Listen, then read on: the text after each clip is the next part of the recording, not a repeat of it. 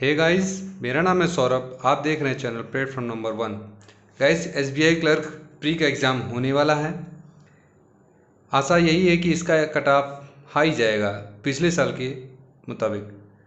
तो हमारा टारगेट यही होना चाहिए कि हम क्वेश्चन शॉर्ट अटैम्प्ट बढ़ाएं। अगर हमारा कम हो रहा है क्वेश्चंस प्रैक्टिस करते समय 80 तक जाना आप अपना टारगेट रखिए। 75 प्लस मिनिमम होना चाहिए। उसके लिए हमें हार्ड वर्क तो करना ही पड़ेगा, उसके साथ साथ स्मार्ट वर्क भी अपनानी पड़ेगी। तो स्मार्ट वर्क में क्या अप्रोच होनी चाहिए क्वेश्चन को सॉल्व करने में? आप या तो उसको मॉक टेस्ट में लीजिए, अप्रोच अपनाइए, या तो फिर एग्ज़ाम में आप उससे प्रैक्टिस से पहले कर लीजिए, तो जाके एग्ज़ाम में आप अच्छे से कर पाएंगे। तो इसके लिए देखते हैं क्या करना पड़ेगा। इंग्लिश सेक्शन, क्वांट सेक्शन और रीजनिंग सेक्शन 3 सेक्शन होते हैं। इंग्लिश में 20 मिनट में 30 क्वेश्चन आते हैं। हमारा टारगेट यही हो कि हम मैक्सिमम क्वेश्चन करें 20 मिनट में। तो आप देखते हैं कि रीडिंग कंप्रेशन और word swapping, spelling error, grammatical error, cloze test, filling the blanks, इस तरह के मिसलेनियस क्वेश्चन पूछते हैं। तो हमें first miscellaneous then reading comprehension. Guys, पहले मिसलेनियस क्वेश्चन जैसे grammatical error, spelling error, word swapping, इस टाइप के क्वेश्चन को पहले करना चाहिए। हम देखते हैं कि वो छोटे छोटे क्वेश्चन होते हैं 1-1 नंबर के, वो आसानी से हो भी जाते हैं अगर आपको आता है तो। नहीं आता तो सीधी सी बात है, नहीं आता आप स्किप करिए। रीडिंग कंप्रेशन में आपको आ जाएगा, अगर आपकी रीडिंग अच्छी है तो आप कर सकते हैं इसको, लेकिन इसमें टाइम लगता है। अगर आप इसमें अधिक टाइम देने लगे तो मिसलेनियस छूट जाता है, आपसे आता हुआ क्वेश्चन भी छूट जाता है। इससे अच्छा है कि मिसलेनियस हम पहले करें, कौन सा आता है कौन सा नहीं आता पहले ही पता चल जाएगा। उसके बाद रीडिंग कंप्रेशन करनी। मिसलेनियस करते समय ये ध्यान रखिए कि हमारे पास लास्ट में 7 से 8 मिनट बचाना ज़रूरी है, ताकि हम रीडिंग कंप्रेशन को भी अच्छा टाइम दे सकें। सो गाइज, इंग्लिश के बाद हम देखते हैं क्वांट सेक्शन। क्वांट सेक्शन में 20 मिनट में 35 क्वेश्चन देखने को मिलते हैं, और टारगेट यही होना चाहिए कि हम 30 प्लस ही करके आएँ। देखते हैं उसके लिए क्या अप्रोच होनी चाहिए। उसके लिए simplification, number series, quadratic equation, इस टॉपिक से जहाँ क्वेश्चन देखिए आप पहले उसी को करिए। अगर मान लीजिए आपको पहले डीआई दिखता है तो आप इसको स्किप करिए, मार्क्स फॉर व्यू करिए, और उसके बाद simplification, number series, quadratic equation तक पहुंचिए। आप उसको पहले उसी को सॉल्व करिए। 8 मिनट या 9 मिनट, मैक्सिमम 10 मिनट में क्वेश्चन हो जाएंगे आपसे। उसके बाद आइए आप डीआई पे आइए, उसके बाद ही आइए अरिथमेटिक पे। गाइस, अरिथमेटिक से पहले नहीं जाना है, उसके पहले डीआई सॉल्व करना है। डीआई अगर आपको थोड़े समय देने के बाद समझ में आ गया तो क्वेश्चन सॉल्व करने में टाइम नहीं लगता है।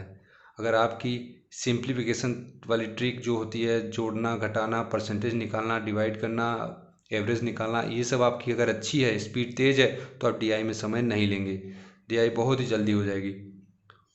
उसके बाद आइए अरिथमेटिक पे। अरिथमेटिक पे क्वेश्चंस वही पहले उठाइए जो आपको हमेशा प्रैक्टिस करते समय स्ट्रॉन्ग लगा हो, या आपको एक बार पढ़ने में आपको समझ में आ जाए, तो वही क्वेश्चंस पहले उठाइए, ताकि आप अरिथमेटिक में कम समय देकर क्वेश्चन अटेम्प्ट बढ़ा दें। ये मत करिएगा कि कोई क्वेश्चन आप सॉल्व कर रहे हैं, अगर आपको नहीं आ रहा है या कुछ लेट हो रहा है लगने में, तो आप इसको ईगो पे लेकर उस पर टाइम और अधिक देने लगे, ताकि आगे जाकर क्वेश्चन जो अरिथमेटिक सिंपल वाले भी हैं वो आपको देखने को भी ना मिले, आपका समय समाप्त हो जाए वहीं पे। इससे अच्छा यही है कि आप पहले चूज करने में हल्का सा समय, सेकंड दे दीजिए। चूज करने में आप मान लीजिए एक क्वेश्चन पढ़ रहे हैं, एक बार पढ़ने में समझ में आ गया, अच्छा लग रहा है तो ही सॉल्व करिए। अगर नहीं समझ में आ रहा है सॉल्व करने में और समय भी कम है, तो उस क्वेश्चन को सीधी से स्किप कर दीजिए। क्वेश्चंस अच्छे आते हैं, सॉल्व करने वाले भी आते हैं, तो आप ध्यान दीजिए कि आगे क्वेश्चन सरल भी होंगे। आप टफ क्वेश्चन में टाइम मत दीजिए। गाइस, उसके बाद आता है रीजनिंग सेक्शन। रीजनिंग सेक्शन में आपको सीटिंग अरेंजमेंट, पजल जैसे क्वेश्चन के अलावा मिसलेनियस क्वेश्चन भी देखने को मिलते हैं, जैसे blood relation, coding decoding, direction distance, और वैसे नंबर सिंबल वाले जो क्वेश्चंस आते हैं। ऐसे कई क्वेश्चन मिसलेनियस आते हैं, आप सिलॉग देखने को मिलता है, और इनइक्वलिटी भी देखने को मिलता है। ये सब क्वेश्चन सिंपल भी होते हैं, छोटे भी होते हैं, और कम समय भी लेते हैं। तो सीटिंग अरेंजमेंट पजल पे जाने से पहले आप मिसलेनियस को अच्छे से कर लीजिए। उस पर अगर शुरू में करेंगे तो आपका क्वेश्चन ज़्यादा होगा कम समय में, तो आप सीटिंग अरेंजमेंट पजल के लिए समय बचा लेंगे। अगर आप पहले सीटिंग अरेंजमेंट या पजल उठाते हैं, तो अगर थोड़ा सा कंफ्यूज हो गया क्वेश्चंस में, तो आप उसको समय अधिक देने लगेंगे ताकि और उसके बाद ताकि ये सॉल्व हो जाए अच्छे से, ठीक। लेकिन उसके क्या कर रहे हैं आप, मिसलेनियस के कई 1 2 3 क्वेश्चंस आप इस समय जो इसमें देने वाले थे इसमें दे रहे हैं, तो उससे आपका ये क्वेश्चन छूट जाएगा। ये सॉल्व होने के बाद सही होगा कि नहीं होगा ये तो लास्ट में ही पता चलता है, अगर सही से सब हो गया तो। लेकिन ये आपका सही हो सकता है, तुरंत पता चल जाएगा, और इसमें नंबर्स ऑफ क्वेश्चंस बढ़ जाएंगे आपके अटैम्प्ट में।